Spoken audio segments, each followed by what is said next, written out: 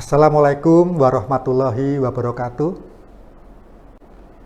Yang pertama dan utama, mari kita mengulangi memanjatkan rasa syukur kehadirat Allah Subhanahu wa taala. Saat ini kita diberikan kesehatan yang prima, hati yang bersih, pikiran yang jernih, dan insya Allah kita nanti bisa menuntaskan ibadah Ramadan di tahun 1444 Hijriah. Yang kedua, sholawat dan salam semoga senantiasa tercurah kepada junjungan kita Nabi Agung Muhammad Sallallahu Alaihi Wasallam, keluarga, pengikut, termasuk kita semua yang menjalankan perintah-perintah beliau. Pemirsa yang kami hormati, hari ini kita sudah memasuki 10 hari ketiga di bulan Ramadan. Kita paham bahwa 10 hari pertama kita akan mendapatkan rahmat, 10 hari kedua kita mendapatkan ampunan, dan janji Allah 10 hari yang ketiga kita akan terbebas dari siksa api neraka. Nah, kalau kita ibaratkan Ramadan ini seperti mendaki gunung yang ada 3 pos, ada 3 etape. Etape yang pertama, 10 hari yang pertama, yang janjinya di pos pertama kita mendapatkan rahmat. Kita lalui dengan baik, kita rajin taraweh, ya. 10 hari yang kedua, janjinya kita akan mendapatkan ampunan, sudah kita lalui dengan baik. Pada 10 hari yang pertama, energi kita masih full, penuh semangat. 10 hari yang kedua, mungkin energi kita sudah berkurang. Nah, sekarang kita sudah memasuki etape menuju pos yang ketiga, yang dijanjikan pembebasan dari siksa api neraka. Tentu menuju puncak gunung biasanya lebih terjal, dan tenaga kita, semangat kita sudah menurun. Jadi perlu kiranya kita untuk lebih mawas diri lagi, menyuntikkan semangat lagi, supaya sampai ke puncak gunung, sampai ke pos yang ketiga, dibebaskan dari api neraka. Namun tentu menuju puncak gunung di etapa ketiga ini perjalanannya lebih terjal, dan energi kita sudah mungkin terkuras, sehingga godaan-godaan kecil menjadi godaan besar. Tentu kita paham betul bahwa biasanya ketika sudah di etapa yang ketiga, fokus kita bukan ibadah Ramadan lagi, tapi fokus kita bagaimana merayakan Idul Fitri.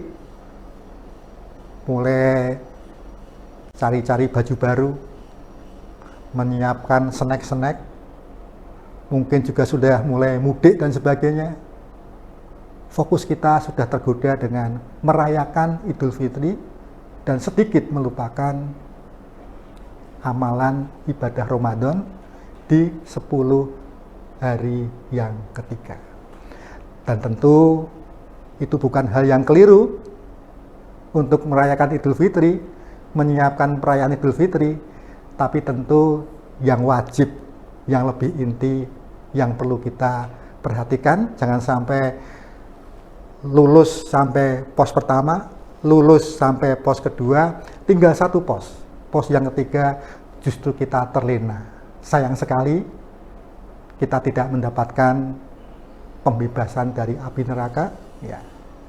Dan pemirsa yang saya hormati, kalau menyiapkan Idul Fitri, kami pun di jajaran pemerintah Kabupaten Kulon Progo juga menyiapkan agar masyarakat Kulon Progo dan juga masyarakat dari luar Kulon Progo yang akan kembali ke Kulon Progo, akan mudik ke Kulon Progo, ataupun masyarakat yang dari luar Kulon Progo melintas di Kulon Progo, ini mendapatkan pelayanan yang terbaik dari pemerintah Kabupaten Kulon Progo, aman dan nyaman. Kami menyiapkan jalur transportasi, jalan-jalan yang kemarin kondisinya kurang bagus, utamanya di jalan utama dari Yogyakarta, Wates menuju Purworejo, saat ini sudah kita perhalus. Demikian pula jalan-jalan kabupaten yang utama juga sudah kita perbaiki, yang berlubang-lubang sudah kita tambal, sehingga keamanan dan kenyamanan berkendara ini memadai. Namun demikian, saya yakin juga ada sedikit ruas jalan yang belum sempat kami perbaiki. Mungkin masih berlubang, mungkin kurang halus. Saya menghimbau pengguna jalan agar lebih waspada dan lebih berhati-hati, sehingga keselamatan ini tetap terjaga. Pemerintah Kabupaten Kulon Progo juga sudah menyiapkan logistik makanan minuman yang cukup. Pasar-pasar telah kami cek, tidak ada barang yang langka. Dari 13 bahan pokok yang diperlukan untuk menyambut Lebaran, ini tersedia sangat memadai dan lebih dari cukup untuk memenuhi kebutuhan kita. Dan juga layanan kesehatan, mulai dari puskesmas, rumah sakit, semuanya on terus, siap melayani kedaruratan manakala dihadapi oleh masyarakat. Sehingga pemudik yang akan pulang ke Kulon Progo maupun yang melintas di Kulon Progo telah kita siapkan pelayanan-pelayanan pengamanan, kesehatan maupun akomodasi yang diperlukan lainnya. Saya sangat yakin dengan bekal kita menjalankan ibadah Ramadan, lolos etapa pertama, lolos etapa kedua, dan ini kita hampir lolos di etapa yang ketiga untuk menyambut Idul Fitri tahun 1444 Hijriah. Kami menghimbau kepada masyarakat supaya dalam menuntaskan ibadah Ramadan di etapa yang ketiga ini juga memenuhi kewajiban-kewajiban lain selain kewajiban untuk puasa atau saum. Warga masyarakat, keluarga yang mempunyai kesejahteraan yang cukup, kami himbau untuk menyelesaikan amal zakatnya. Zakat di sini bukan hanya zakat fitrah, tapi juga zakat harta, zakat mal.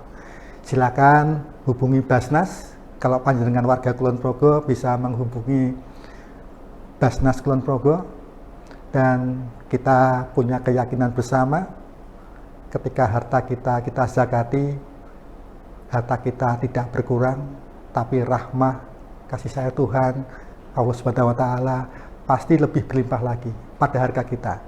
Harta kita semakin bersih, hati kita semakin jernih. Tadi pagi saya baru saja menerima salah satu keluarga di Kulon Progo yang menyampaikan langsung pada saya, dan saya teruskan kepada Basnas, zakat malnya alhamdulillah hanya 100 juta rupiah, hanya 100 juta rupiah. Dan biasanya kalau bayar 100 juta di tahun ini, di tahun depan biasanya naik lagi dan naik lagi. Itulah kehebatan zakat mal. Dan tentu kami menghimbau agar zakat mal ini bisa ditunaikan sebaik-baiknya oleh warga masyarakat Kulon Progo. Basnas Kulon Progo siap untuk menyalurkan kepada yang sangat-sangat memerlukan. Sekali lagi kami mengucapkan selamat menuntaskan etapa ketiga ibadah Ramadan dan selamat menyambut Hari Raya Idul Fitri 1444 Hijri. Mohon maaf lahir dan batin. Terima kasih. Wassalamualaikum warahmatullahi wabarakatuh.